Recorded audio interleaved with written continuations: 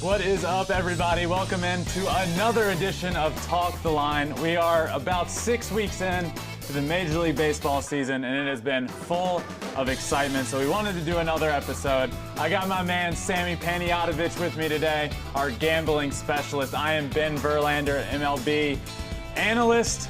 Sammy, what do you got this year, man? It's been a really fun season so far. Ready to re-rack it, see where we got things right, see where we got things wrong, maybe gloat a little bit. And I think we probably have to talk about Mike Trout a bit, even though the Angels already in last place where they belong. I have been obsessed this season with Shohei Ohtani. Obsessed. Everything this guy does is must-watch TV. He's going out on the mound, he's throwing 100 miles an hour, he's hitting absolute bombs. I tried to do both in college. I tried to pitch and hit and sucked at it. I couldn't do it. It was too hard. What he's doing at a major league level is incredible. I can't understand the philosophy of somebody trying to go out there, be pretty much an everyday player, and then, oh, by the way, every fifth day, take the pill and go 7 innings. It's incredible. I wonder the fatigue, does that play in? Does he burn out? I think that's a concern a lot of people have with a guy like Ohtani. He'll get MVP votes because what he's doing is amazing, but is it sustainable through September? I don't know. Yeah, I hope so. A lot of the big concern for a lot of people is injuries, and I hope he continues down the path he's going. But what about you? Any storylines from this year? I think the Bay Area teams, San Francisco and Oakland, those have been the two most profitable teams for your money. San Francisco up 8.5 units. If you bet $100 on every Giants game, you're up 8.5. On Oakland, it's 8-1. Who would have thought, middle of May, the two best teams for your buck, the two best teams to bet on, would both be in the Bay Area, the Giants and the A's? That's wild. All right, well, Sammy, let's get right into it. I wanted to go over some win totals from each division and kind of check up and give a little update on each division. So we'll start in the AL East, and let's start with the New York Yankees. To start the year, the Yankees win total was 95.5. How do you feel about that now? They're sitting at 20-16 after a really rough start. I don't think they're in a good spot. I'd make them the underdog to get to that number. This is what happens, though, in April. You don't bury yourself if you're the Yankees and you look at the record, they're 20-16. They're not buried, but they're buried to get to that number. They have to play so strong. They have to play like 70% baseball now to get to that number, which is always the tax you pay with a team like the Yankees, a team like the Dodgers. Their total was 104. If you slip up in April, if you slip up, hell, in 1 month, if you have a bad May or a bad June or a bad July, you're not getting to that number, and I think that's what the Yankees are fighting right now. Look, I know that's a high number. For anybody, for any team, you look at a win total, 95.5, and what I see in this division, obviously they got out to a slow start, which for anyone, that's going to make it tough to get to a hard number. But there are some teams in this division that are surprising some people. And I think that's going to make it harder to get to a certain number. When you have 4 teams in that division that can compete and win, that's going to make it hard on a night in and night out basis to get to that. You sat here before the season started and talked about the Boston Red Sox. They're better than people thought. Toronto, you look at their record, 20-16. They're better than people thought. So when you all fight and you're all fighting each other, I mean, you play the same division so many times. When the division is tough, it's tough to get to a number, especially in the mid-90s. Yep, I agree. But let's move on to the AL Central. We got the Chicago White Sox, and their over-under to start the year was 90.5.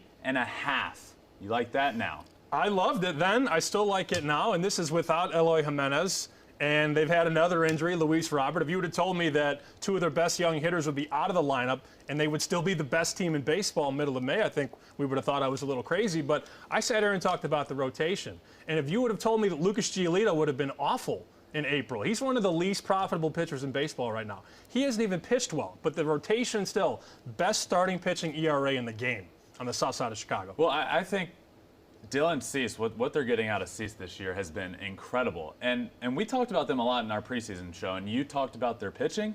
I talked a lot about their hitting, and I thought their strong suit was their hitting, and I went back to it. I said, you're this big you're this high on their pitching.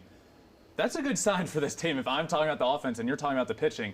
And to start the year, the offense wasn't quite where everybody thought it was going to be, but it was their pitching that held them down. And they have an incredible team ERA. Like you said, Giolito's not even having a year that we would expect of him yet. It's been the rest of the guys picking it up for them. I love where the White Sox are at, and I feel even better about them than I did before the season I don't started. feel like they've put it together yet, which is scary. And there are some decisions that Tony La Russa has made at age 76 that have made me sort of go, I don't know what he's doing here. I think the bullpen management, I still think he thinks it's 2010 a lot of times with the rules and a lot of the switches he makes. When he started that game in the 10th inning and he put his closer on second base, he said he didn't know the rule about being able to pinch run for that guy on second base. he told the reporter, clearly you know the rules better than I do. That's a manager of a team that's supposed to be contending for the World Series. But it is realistic to think that they haven't put it all together yet. Carlos Rodon has been amazing. Michael Kopech has shown brilliance. He's been awesome, and he's getting a start every once in a while. If Giolito figures it out and they get healthy in August and September, nobody wants to play them. Yep, I agree. Let's move on to the AL West. We got the Houston Astros, Sammy, and their win total is currently sitting at 87.5. What do you think about the Astros? They're sitting out there at 20-17 right now, 2.5 back of the A's. So this number is still sustainable at 87.5. You can still get there. I think my biggest concern with Houston has been the bridge between the rotation and the back end. They're tough. When you bet on Houston and the starter only goes 5 or 6, you bite your nails down to the quick in 7 and 8. It's just been a tough bridge there, but they still have the offense. I don't think they've played their best baseball yet either. They can definitely get to 87.5. Look, here's the deal with the Astros.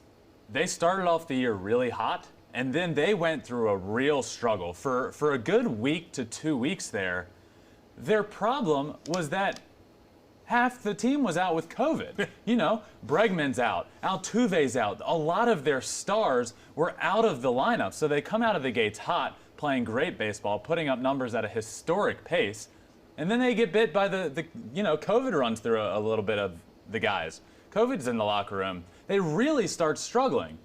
But this team is really good, and they're starting to get it back. They're back above 500 now. They have their stars back. They're playing good baseball again.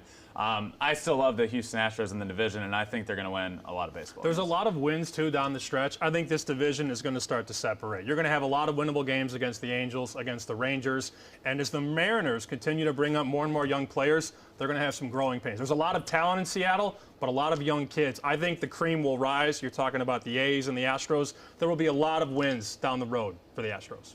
Switching pace, switching over to the National League. Let's start in the National League East. Pick it up. Come on. The Atlanta Braves, Sammy. The Atlanta Braves. We both have them winning it all. We both have them winning it all. Their win total to start the year was 91.5, and they are currently sitting at 17-20 and in third place in the NL East. What do you got on the Braves? Concerned with the pitching. And this is somebody who has bet the Braves in many ways to win the division, to win the World Series. They've given up 188 runs already, which is way higher than any team in the NL East. We knew they would hit. We knew Acuna would be awesome. We knew they'd put runs on the board. The pitching has been problematic. I like the Braves still. I don't think they're out of the division race. I don't think this number is by possible, any means. But I don't think when you look at it, and this was the same sort of situation as we talked about with the Yankees. When you look at that number, and especially the NL East, every team in that division can beat you on a night in and night out basis. The Mets are playing great. The Phillies are better than I thought they'd be to start the year. Everybody can win games. So getting to a number like that when you start slow, when you're 40 games into the season almost and you're under 500, that's going to be tough, right? Yeah, you're looking at 91.5. I mean, this could be a division, though, where you're talking about the winner having 91 or 92 games. And this division probably gets at least 2 teams in the postseason. So as long as they fight, keep hitting the baseball, they get some guys back into the fold injury-wise in the rotation. So they should be okay. But this number, I don't feel good about over 91.5, that's for sure. I think we were thinking they were going to get 2 teams in, but they're all beating up on each other so much. That might not be the case. Let's move on over to the NL Central. Sammy, this was a big one for us, man. Before the season started, Sammy and I went back and forth and at each other on what we thought of the Chicago Cubs win total. I took the over, he shamed me and took the under, and I still don't know where we stand with this team. I have no idea. The Cubs look awful. I texted him out of the gates and said, oh my God, you're going to be right, this team's awful. And then they went great. They swept the Dodgers, who are their own story in their own right, but they ended up playing really good baseball for a while, and now they're back under 500 at 17-19. What do you got on this team? They've had a lot of home cooking this year. They played 21 games at Wrigley and only 15 on the road. They're 4-11 on the road. That's a problem. Everybody loves to play at home, especially at Wrigley. You know how to play the ballpark. Wind comes in, you shift this way, wind goes out. Everything changes at Wrigley. It's one of the hardest pitches to play, places to pitch for that matter. But I think offensively, they're too streaky. And they don't get guys on base. They strike out too much. And here's that situation when we get through May and into June, if they're not contenders and the brass doesn't believe, they're going to start selling guys off, and that number won't happen. Well, that was our whole point of contention to start the year. Where are they going to be when it comes time to get rid of players? Is that core of Bryant, Rizzo, and Baez going to be good enough to carry them towards the top of this division? And I still can't tell you that they won't be. I still can't tell you that this team can't be there and can't compete with the Cardinals and the Brewers, who appear to be the two teams in this division that are way better than anybody else. But I can't tell you that the Cubs aren't going to go on a 2-week stretch where they win 10, 11 ball games and they're still right there. But then they'll follow that up. They'll lose 11 games in the next 2 weeks. They're Jekyll and Hyde. Their pitching staff isn't good enough. And if you think about it, look at the standings. They're closer to Pittsburgh than they are to St. Louis. They're closer to the bottom than they are to the top. And that tells you pretty much everything you need to know. Yep. Let's get on out to the NL West. The Los Angeles Dodgers, now their win total was 102.5, 102.5 to start the year. And I'm no expert like you, Sammy, but I would venture to say that might be a little out of reach at this point, yeah? 20-17, so they need 83 wins to get there. I don't know. I'm not that great at math, but they've already played 37 games. They need to find 83 more wins. Not going to happen. Yeah, I agree. And look, this team has been without Cody Bellinger, which, look, say what you want about the rest of the team. They still have a roster that should be winning without him, but they're not. They still have Mookie, but I think Cody Bellinger is a guy that makes this team go. He is the heart and soul of this team, and to lose him for so long, and then to start getting bit with the injury bug around the other team, then you start losing Dustin May. You lose him for the year. Obviously, this team should be performing way better than they are, but it gets to a point where you start to question and you start to think, is this just like we're getting bit by the injury bug left and right here. We're losing pitchers for the year. Where does this team turn it around? What is the one thing that is making this team struggle so much? I think they're lacking the timely hit, which always seemed to come through for them in their World Series season last year. I mean, Trevor Bauer has an ERA of 2.50. But from a betting standpoint, Trevor Bauer has been awful to bet on. They've lost 5 of his 8 starts. Is it his fault? He's got a 2.50 ERA. His whip is .81. It's not his fault. They're just not getting that timely hitting, and they're not getting the proper offense. The Dodgers are actually the second toughest team to bet on this year. If you bet $100, you're down 800 every single game. Only team that's worse, the Minnesota Twins. You're down $1,800 right now. You're down 18 units on the Twinkies, which as a White Sox fan makes me happy that they're flying the white flag in May. I love that. All right, Sammy, let's switch into some updated divisional odds. I'm excited for this. I think we're going to get into it a little bit here. We can talk a little more in depth about each team and their updated division odds. So let's start in the AL East. Look at our big board here. The New York Yankees, who are in second place in the division, are minus 133 to win the division. Do you like that? I like it at that price. It's cheap. Before the season, we sat here and we talked about the Yankees being minus 200 or minus 250. So you had to put down at that point 250 to win 100. That's pretty steep. Look at the price now. You only have to put down 133 to win 100. So I think at right team, right price, if you're thinking about that motto, that's a pretty cheap price right now. Boston was 20 to 1, 25 to 1. So you're not getting the proper value on a team you could have had 20 to 1 on. Now they're 4 to 1. So I think of any team, if you want to bet on any of these teams right now, there's actually value on the favorite because the Yankees didn't start out that hot, but you got a long way to go, and they have the most talent in the division. Look, if I were forced to pick who I think is going to win this division right now, I would probably go with the Yankees. But I wanted to talk about 2 other teams in this division. One, the Boston Red Sox, who you talked about earlier. I was higher on them than most coming into this season. I liked the Red Sox. I liked the core that they had in the middle of that lineup, but the pitching staff was slacking a little bit. I still really like the Red Sox. They're playing great baseball. They're in first place. They're playing really well. I don't hate it. I don't hate that. I don't hate them to win the division. But I also want to talk about the Toronto Blue Jays, who have been without George Springer for basically the entire year at this point. He's played in 2 ball games, I think, and hit 2 homers in that game. This team will live and die by George Springer. And the fact that they are 20-16 without having their guy at the top of that lineup to this point surprises me a little bit. This team has been good. They've been better than treading water at this point without their superstar that will lead off games for them. He's the one that gets them going. And you saw it earlier when he did play, he hit 2 home runs in a game, and that team, they put up great numbers that game and scored a lot of runs. When they get him back, watch out, man. This team can be good and can surprise some people. So if I were to have to pick, I would take the Yankees. But the other 2 picks aren't bad, I don't think. What about Baltimore? How about 100 to win thanks. 20 grand? No, you thank sure? You don't like the Orioles at No. 200 to 1? The other thing about the Red Sox that nobody really talks about, and you played the game so you understand this. I know a lot of math people, they sleep on managers and their impact. Ron Renicky to Alex Cora is like going from a Chevy to a Lamborghini. I mean, this guy, he understands the room. The players are loose. They're having fun. They're rolling around in the laundry cart when they hit a home run. That guy has changed the clubhouse in Boston, and you can see it on the field the way they play. That's my favorite celebration in all of baseball right now. The shopping cart rolling down the dugout.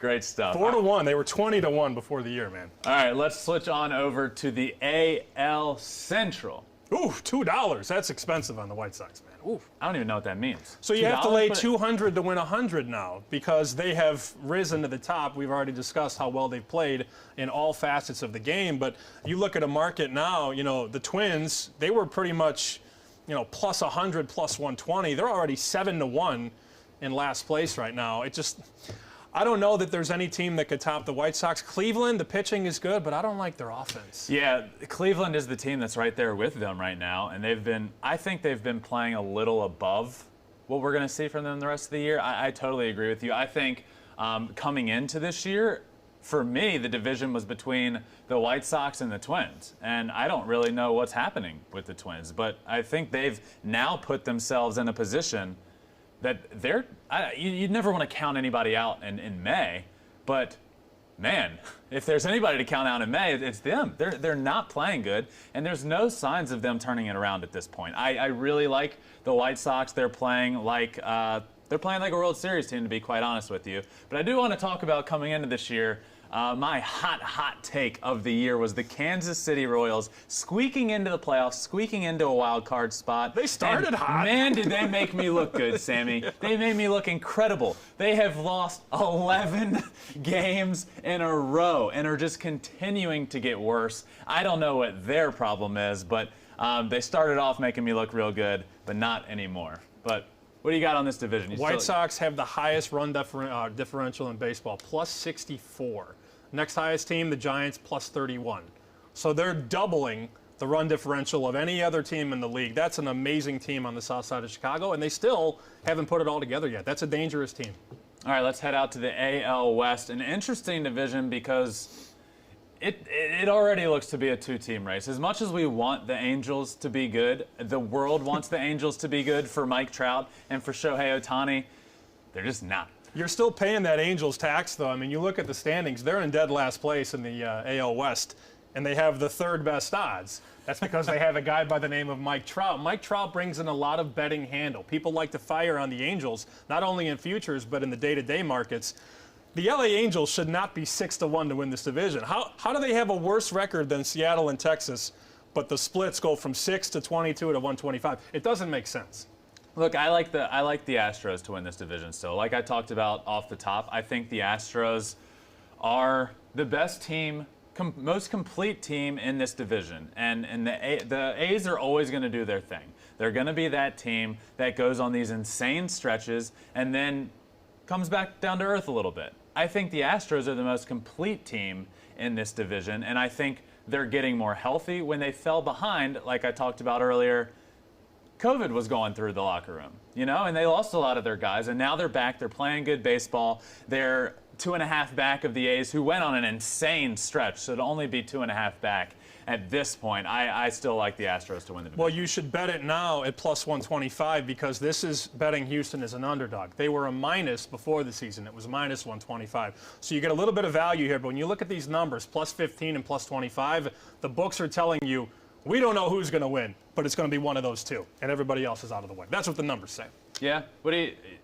I think this... Don't sell me on Seattle. I just want to ask you about Seattle. I want to ask you about Seattle because they came out of the gates hot. Mm-hmm. They were playing good baseball. And now their guys are coming up. The most exciting prospect that we have seen in a while is about to come up and make his debut in Jared Kelenic. What do you got on him? And do they have any chance to come back and compete in this division? I heard Seattle's lovely this time of the year. That's what I got on Seattle. No, I'm excited to see young talent always. I covered that Cub team in Chicago in 13 and 14 and 15 when they started calling up all these good young kids. Their best baseball is a couple years down the road. I think you could bet them as an underdog, from day to day and make money, but I'm not going to burn my money on them to win the division, to win the pennant. Let's not get ahead of ourselves here. All right, let's switch over to the National League, to the National League East. We will start there. Look, this division has been all over the place to this point, and you got the Mets at plus 125 to win the division right now. They're coming off 7 wins in a row currently. You like the Mets in this division? I still like the Braves, but I could be going down with the Titanic here. I'm not going to sit here on the set, pick the Braves, 6 weeks ago and not like the Braves in the middle of May. I don't think they played anywhere near. Like if you were a teacher and you had to give a progress report out, I used to get those progress reports. I used to go home and hide when the progress report would come out. Yeah. What do you give the Braves right now? A C? A C minus? I mean, they're nowhere near an A right now, and I think that gives them an opportunity to catch up, win some baseball games, and get closer. This number also tells me the books still respect the Braves. Now, they have to prove it on the field, but what's your progress report right now? What grade would you give them at this point? Yeah, I'm with you. Probably a C, C minus, right in that area, maybe even a D. But the thing for them is you look at the Mets, who are now surging and now starting to pull away. If there was a team in this division that had been overachieving or out of the gates hotter than they are, the Braves would be in a little bit tougher of a position. But nobody really was. Nobody really was. And now they're sitting there 4.5 back. Now the Mets are getting hot. And now seems like the time for the Braves that we got to go get them. We got to turn this around right now. Or we can find ourselves in a spot come April, June, July where we're double-digit games back maybe. You got to start winning games now to stay in it, and I think the division is still totally up for the taking. If you can't tell me right now, oh, this is the Mets division. Who for 100% certainty believes in the New York Mets right now? Not even the Mets. Not even the Mets. This division will probably be decided in the final week of the season. We could sit here, and I hope we can sit here a week before, and hopefully we have a couple pennant races and a couple nice pushes. This division could be up for grabs with a week to go. It wouldn't surprise me one bit. It's like pin the tail on the donkey. I could see one of 3 teams win the East. Yep, I totally agree with that. So let's move on to the NL Central. What do you got here? The Brewers, 115. The Cardinals, plus 135. I think those are the two, clearly the two favorites. Who do you like in this division? Milwaukee's done a lot of their lifting without Yelich and Lorenzo Cain, which has been very impressive. And Corbin Burns has been amazing. There was a rumor in the offseason about the White Sox trading a couple prospects to Milwaukee for Corbin Burns. Imagine if that trade would have happened. Imagine that White Sox rotation with Corbin Burns in there. It's pitching, it's defense, it's base running. It really hasn't been offense for the Brewers. It's been a great rotation and an awesome back end of the bullpen. I like pitching in this division. Pitching is king. I think the Brewers have the best pitching in the division. Absolutely have the best pitching in the division. And top to bottom, though, not just at the top, the whole thing. Yeah, okay, I agree with that. And I think they're sitting here at 20 and 17, right behind the Cardinals, without their best player. Yep. This offense hasn't been good this year. It's been their pitching, like you said, that has kept them in this. They've clearly, it's clearly those two teams at the top of this division at this point. And the Brewers haven't been healthy. They just got Lorenzo Cain back, who, is obviously on the latter side of his career, but it can still be a good ball player. And Christian Yelich, who is one of the best players when healthy in all of Major League Baseball. And they haven't had him. So once he's back and once he's healthy and Corbin Burnes is coming back, he's making a start today, his first start in a few weeks. I like this team. I think you have to really tip your cap, too, to the way that they've built this team. I mean, they're steady. They're contenders every year the last 4 years. They make the right trades. They scout well. They draft well. They develop well. That's a well-oiled machine in Milwaukee. They're not flashy. They don't spend a lot of money, not a big budget. They develop their players well, and that's why they're as good as they are. Let's take it out to the National League West, where I'm sure my man Sammy is taking the San Francisco Giants to win this division, right? 22-1. That's a nice pop there. 100 makes me 2,200. 2-game lead on the Padres, 2.5-game lead on the Dodgers. That Padre number is the one that leaps off at me. I'm not laying 333. I'm not going to lay 333 to win 100. That ain't happening ever. 100 to win 240? Well, I'll bite. I don't hate the Padre number. Look, first off, we need to talk about what the Giants have done to start this year. I don't think anybody sitting here right now, at least nobody sitting at this desk right now, is going to pick them to win the division. But that doesn't mean we shouldn't talk about them. Because the San Francisco Giants have been playing incredible baseball and are in the lead in this division, and I am not going to pick them, but I do think this team is overperforming what everybody thought they would. They have some young guys with a mixture of Buster Posey, who's having a resurgence, by the way. Buster Posey is back after sitting out last season and playing really well. I really like what the Giants have done. But look, I'm with you. I think coming into this year, we thought the Padres and the Dodgers were best 2 teams in baseball, if not at least the best, top 3 teams in baseball. So for this to be, it feels like a big difference. The Padres being plus 240 at this point. I like the Padres in this division. I don't think they've been playing up to their capability either, as obviously the Dodgers haven't.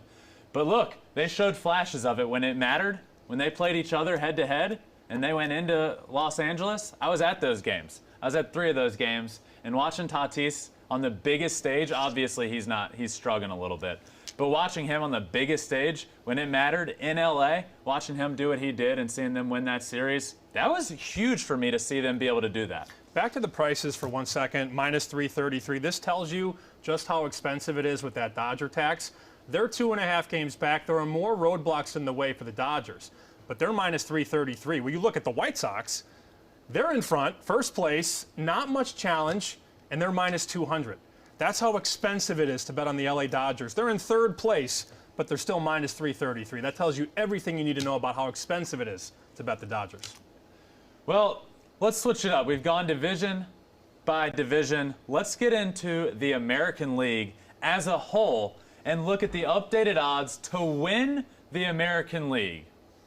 What do you like here? I know you had the Chicago White Sox getting to the World Series out of the American League. These are our updated odds. Who do you like now to advance out of the American League? I still like the White Sox. I'm not going to change my pick, but the first thing I noticed when I looked at this board, the first number that jumps out is right in the middle, top row, Houston Astros, plus 850. If they win the division, they get the home field, that's huge for them. Whoever comes out of that AL West, I think it's a really good spot for them. I believe it'll be Houston. They're a slight favorite over Oakland right now in that division. Houston plus 850, I wouldn't hate that bet, but I still like the White Sox to win the AL. Look, I'm gonna switch up from preseason already. A little early in the year to be switching things up, which is why mostly I've stuck with my preseason predictions. But I had the Houston Astros advancing out of the American League, and I don't think they're in a position now that they can't by any means. This is more so about what the Chicago White Sox are doing. Coming to the dark side? He's coming to the dark side. You see that? This is more so about what the White Sox are doing. I was worried about Eloy missing the majority of the year, and they've proven that they don't need him per se, especially to win this division. I think they're going to run away with this division.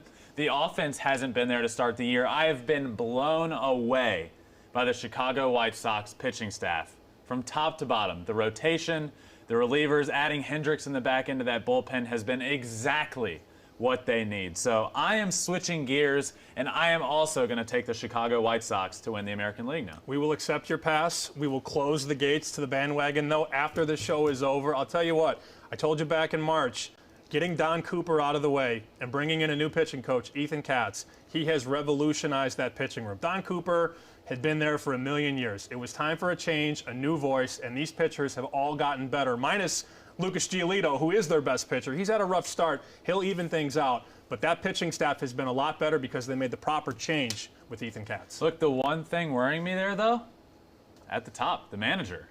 I don't know if that's the right pick. and that felt like the case before the year started. Is Tony La Russa the answer there? And even more so now, 6 weeks into the year, it just doesn't feel like it. I think talent-wise, this team is totally there. And I hope he's not the reason or what gets in the way. But I just don't know if he's the answer. And you touched on it earlier, that extra inning game where he told the reporter after the game that they know the rules better than him. That's a little concerning. It makes me nervous, but I am from the south side of Chicago. I bleed black. This has been a problem for decades. We don't get the right manager. We moved past that. After Ozzie Guillen, they went Ventura, Renteria, La Russa. And you didn't have La Russa when it counted. They had La Russa in the 80s. They fired him. He goes on to Oakland, St. Louis, wins a bunch of jewelry. Now we bring him back. I never got it then, but hopefully the talent is good enough to overcome the potential deficiencies. Let's switch over to the National League. This one's interesting. The top two teams that I would have thought could advance to the World Series have really struggled out of the gates. Who do you like coming out of the National League to this point? Well, I mean, I don't like plus 150 on the Dodgers.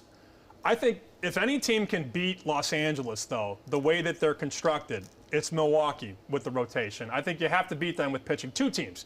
The Mets at 5-1 and the Brewers at 11-1, because you have to get those guys out. You have to strike out the big bats in L.A. I don't like the San Diego rotation as constructed. Atlanta, we've already discussed, their pitching has been a problem.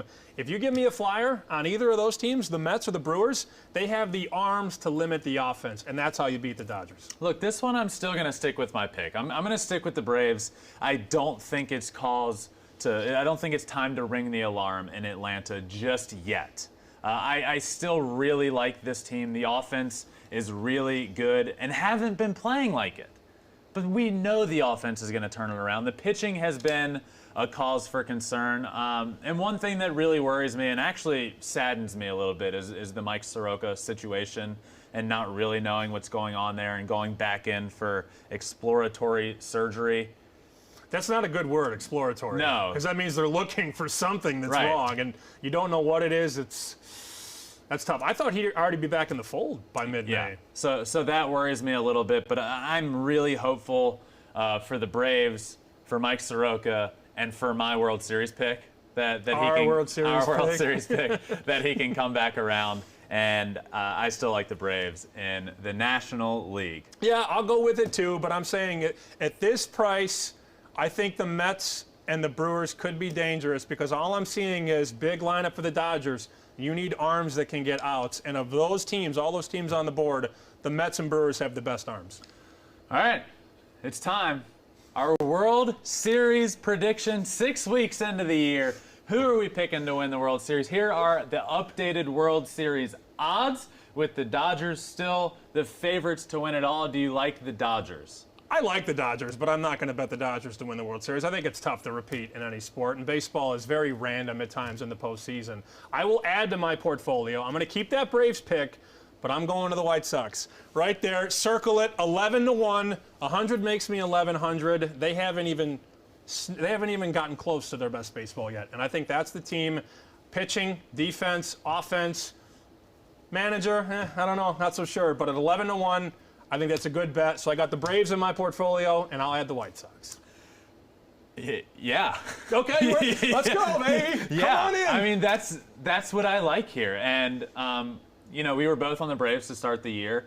And look, the White Sox, like you said, haven't sniffed their potential yet, and they're playing great baseball now. And here's the one thing I will say. I don't know if Tony La Russa was the answer or is the answer in Chicago. But what he does have is World Series experience and postseason experience and plenty of it. So what we're seeing a lot in baseball today is managers pushing that emergency button a little too soon. Kevin Cash in Tampa pushed it a little too soon last year. Oh, yeah. We see that a lot with pitching in the playoffs. The manager freaking out, pushing the emergency button and making a rash decision. You know who's not going to make a rash decision? You don't think so?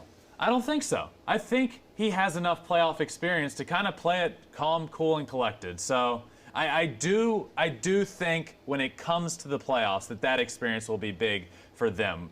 So I like the White Sox to win the World Series. That was the big problem for them last year when they got to that third game against Oakland. Ricky Renteria started Dane Dunning and pulled him in the first inning.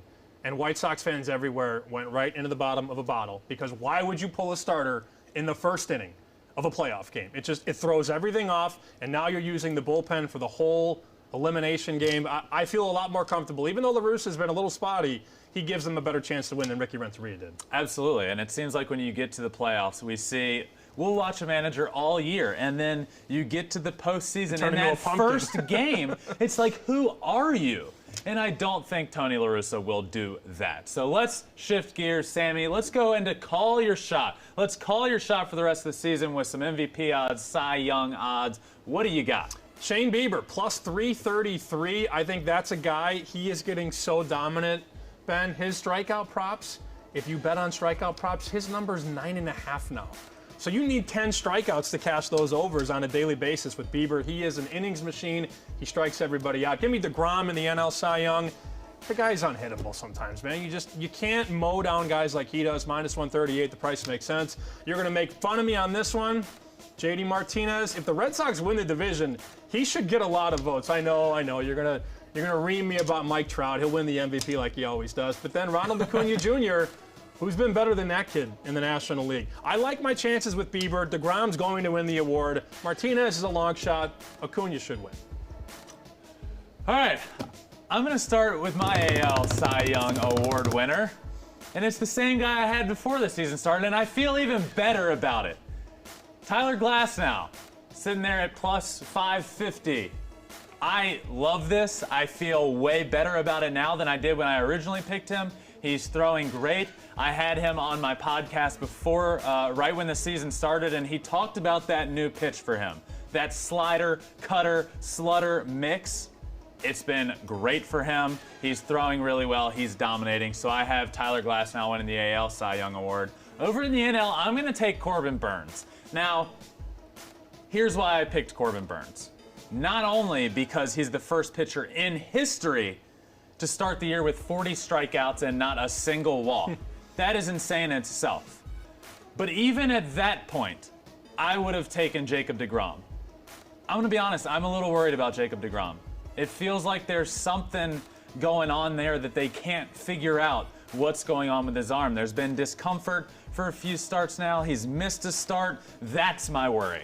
So I really liked Corbin Burnes, but it's really hard to bet against Jacob deGrom. But the reason I'm doing it now is because I'm a little concerned with his arm and how many starts he's going to get this year. So I like Corbin Burnes a lot. AL MVP choice, Mike Trout. Boring. But hear me out. You're not wrong. You're not wrong. I know it's boring. But I picked him 6 weeks ago when we did this show. And what has he done to talk me off of that? He was hitting 400 a month into the season. He's still hitting over 350. He's playing incredible baseball. Mike Trout is the best player on the planet. Don't overthink it and pick a DH. I overthought it for sure. But I can't get behind giving MVP votes to a guy on another last place team. I know he's awesome. I know he's one of the best players that will ever lace him up in this game. But they're just irrelevant. The LA Angels are irrelevant, and Mike Trout can't do it by himself. I know he's trying to. He just can't. I don't like voting for the guy on a last place team. That's great. Agree to disagree. I can't get behind voting for a DH. You're going to be right. JD Martinez won't win it. So National League MVP, I got Ronald Acuna. Look, this team is underperforming, and he isn't. He's incredible. He is absolutely incredible. Much like Trout. It seems like every night, at least for a week stretch there, he was hitting a homer every night, and he is so exciting to watch. Once this team turns it around and gets towards the top of the NL East and gets into playoff contention and he keeps doing his thing, look, he's going to be all of the talk, as he should be. And I liked him to go 40-40 coming into this year, 40 homers and 40 stolen bases. And you can't steal 40 bases if you're hitting 60 homers. So maybe you'll just hit 60 instead of 40 and getting the 40 stolen bases. So I like Ronald Acuna as well as you. But Sammy, this was an absolute blast, my friend. Thank you for joining me for another episode of Talk the Line. Good luck to the White Sox after Sammy and I have both picked them now after we originally picked the Braves and they started struggling. But thank you guys. This has been a blast, and we will see you next time on Talk the Line.